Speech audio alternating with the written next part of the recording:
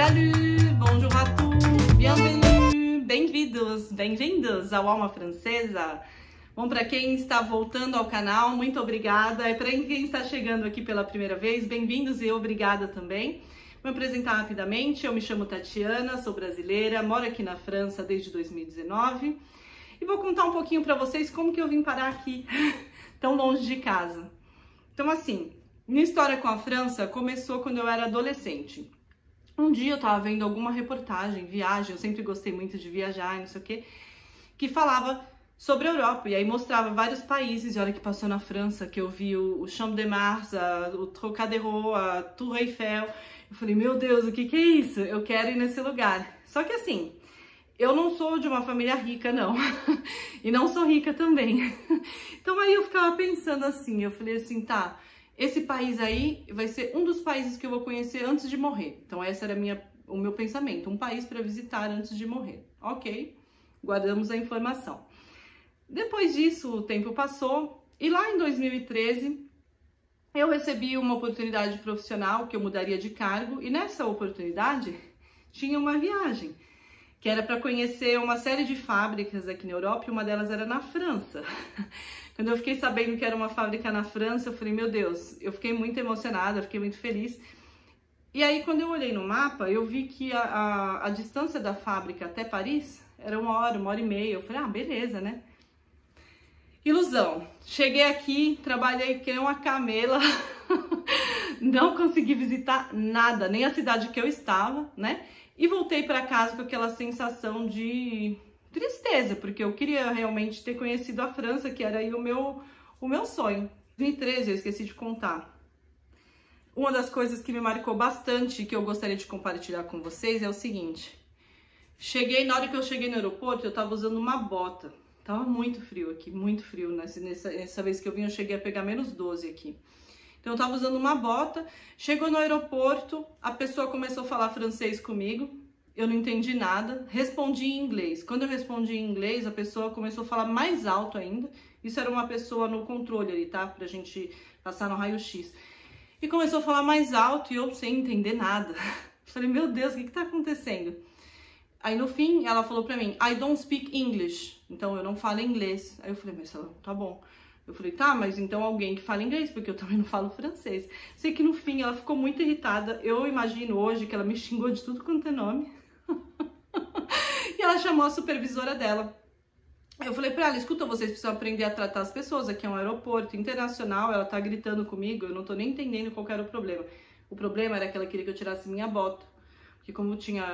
Até hoje o procedimento é assim, enfim. Eu não sabia, imagina, eu nunca tinha saído do Brasil praticamente, eu não sabia. Eu nunca tinha vindo pra cá. Então, pra mim ficou muito marcado, eu fiquei muito brava, fiquei muito puta da cara, porque eu falei, meu, como que pode você chegar no aeroporto e a pessoa te tratar desse jeito? Bom, isso passou, 2013, acabou. Aí a vida que seguiu. E em 2015, na fábrica onde eu trabalhava, a gente estava com um projeto muito grande. E nesse projeto, tinham franceses que vinham ajudar a gente a desenvolver uma série de coisas. Uma coisa que me irritou, porque imagina, você tá com um monte de gente e do nada eles começavam a soltar o francês, se conversar e não sei o quê. E eu falava assim, meu Deus, mas o que esses caras falam? Porque eles falavam inglês e do nada eles trocavam pro francês. E na minha cabeça eu falava assim, ah, esses caras aí estão tirando sarro da nossa cara, estão mangando da gente. Não sei, eu fiquei muito irritada.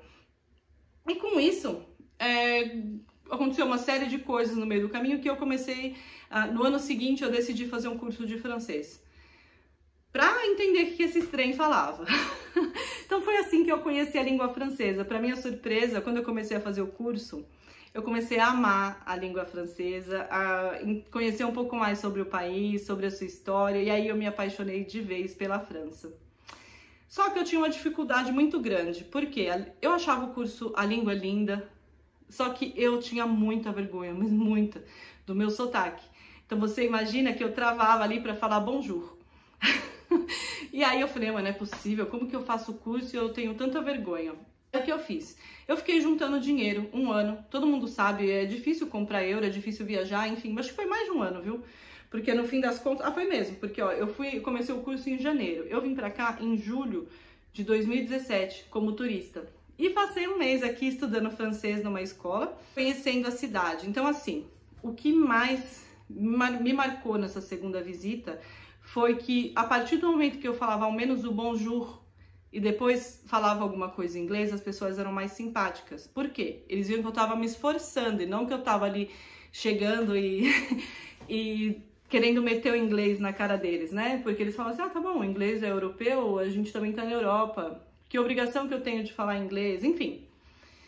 Sem esquecer que a França teve a Guerra dos 100 Anos aí com a Inglaterra, os dois são amigos naquelas, né? Então tem toda uma história. Dica, se vier para Paris, para França, para Marseille, não importa onde, pelo menos o bonjour, gente. Bonjour e merci é o básico, senão o povo já faz cara feia, tá bom? Então aí dessa vez que eu vim pra cá, foi muito bom, porque na verdade assim, primeiro, eu nunca teria conseguido vir, né? Se não fosse aí a ajuda do pai do meu filho, que ficou com ele, que cuidou dele durante esse um mês. Sem a ajuda do meu pai, porque você imagina que eu tinha, dos meus pais, na verdade, porque eu tinha dinheiro para passagem, tinha um pouco de dinheiro para comida e tinha pago já a estadia. Então, o pouco que o meu pai tinha, que ele me ajudou, foi o que eu usei aqui nesse um mês para comer aqui na França. Já agradeci muitas vezes ao meu pai, mas agradeço de novo. Resultado, gente, esse um mês que eu passei aqui na França mudou muito minha forma de pensar, porque assim, para mim o principal, antes era a Torre Eiffel, os pontos turísticos, mas o principal foi que aqui eu me senti livre de verdade, sem medo de violência, sem medo de nada do tipo, porque eu já tinha sofrido 3 assaltos no Brasil e para mim aquilo pesou. E o que pesou também foi um dia que eu cheguei numa praça e tinha um monte de criança que tinha, sei lá, 12, 13, ou de 10 a 13 anos, vai. Eles tinham saído da escola, então eles estavam com a blusa da escola e eles estavam ali brincando e eu vi que depois eles pegaram o metrô todos sozinhos e eles foram para casa. Então coisas que a gente hoje, na minha infância eu tive isso, mas hoje as crianças não têm mais. E foi aí que eu comecei a livre. O meu filho vindo pra cá, ele também vai ser livre dessa forma. Então é isso que eu quero. Na época meu casamento já não tava, eu morava com o pai do meu filho, mas não tava já tão bem, e depois a gente acabou terminando. E assim, desde que eu voltei da França em 2017, eu fiquei 2 anos procurando emprego na França, todo dia. Então eu me cadastrei nos sites de emprego e não tinha um dia que eu não... A primeira coisa que eu fazia, eu acordava às 6 horas da manhã, 5 horas da manhã, mandava os meus currículos pra cá. Ninguém me chamou, 2 anos. Eu falava assim, meu Deus, não é pra mim, tá bom, tudo bem, não é pra mim, não tem problema. Até que um dia apareceu uma oportunidade na empresa que eu trabalhava no Brasil. Era uma oportunidade internacional, com mobilidade, enfim. E aí foi assim que eu acabei vindo pra cá. Aí teve todo o processo do visto. Eu vou explicar num outro vídeo, para esse aqui não ficar muito longo, quais são os tipos de vistos, como funciona. Mas eu já adianto, é muito burocrático, é muito demorado, mas não venham de forma ilegal, de forma alguma. Primeiro, se você vem como turista, e depois você quer se regularizar, você vai ter que voltar para o Brasil de todo jeito, porque você só pode dar entrada no visto lá. Foi assim que eu vim parar na França, lá em 2019, então aceitei uma proposta de emprego, deixei o meu filho para trás. Para mim é a parte mais difícil, deixar meu filho, minha família, todo mundo, mas pensando num bem maior, que seria o quê? Eu consegui me estabilizar, eu consegui ter um desenvolvimento profissional e que meu filho um dia possa vir para cá. Por enquanto ele ainda não está convencido, ele está com o pai dele aí no Brasil, mas eu tenho esperança que um dia isso vá mudar, não? Uma coisa que a gente tem que ter em mente quando a gente decide mudar de país é o seguinte, isso é muito importante, gente. Primeiro, você, no início, é legal, mas a hora que você tem que lidar com as coisas práticas, como abrir uma conta em banco, alugar um imóvel, você vê que você vai no mercado, você não conhece nada, quase nenhuma marca que tá ali. Você sabe que se você tiver uma dor de barriga, você não tem ninguém, mas ninguém pra você. Você não tem mais ninguém, gente.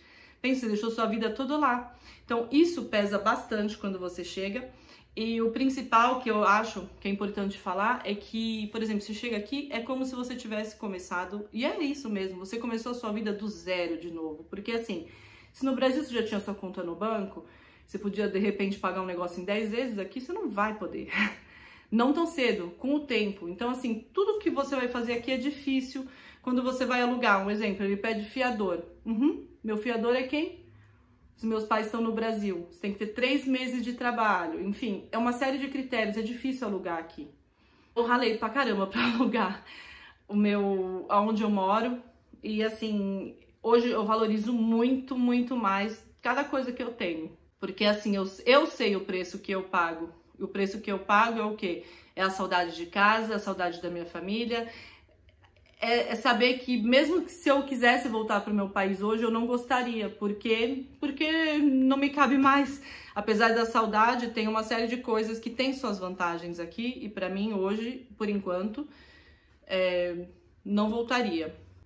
Uma outra coisa que eu esqueci de falar e que é importante também, gente, por mais que você se adapte à cultura do país, por exemplo, eu me adaptei, eu gosto do país, eu estou bem aqui, porém, você sempre será um estrangeiro.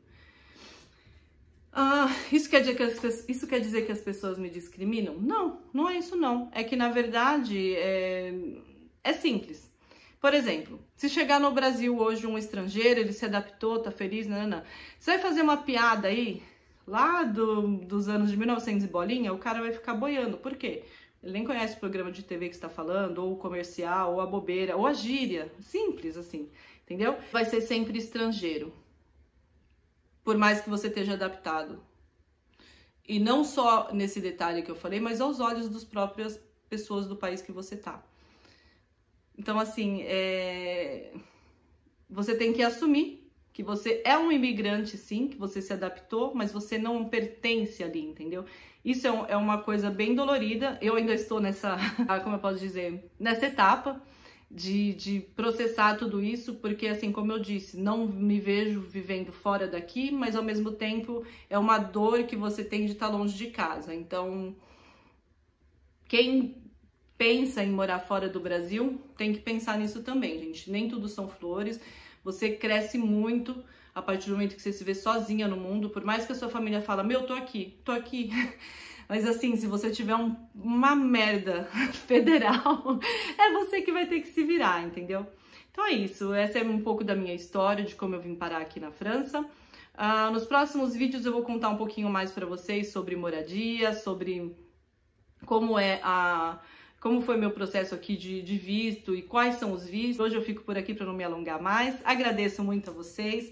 Peço que, se puderem, que se inscrevam no canal e que possam nos acompanhar aí nessa jornada do Alma Francesa. Muito obrigada e fiquem com Deus.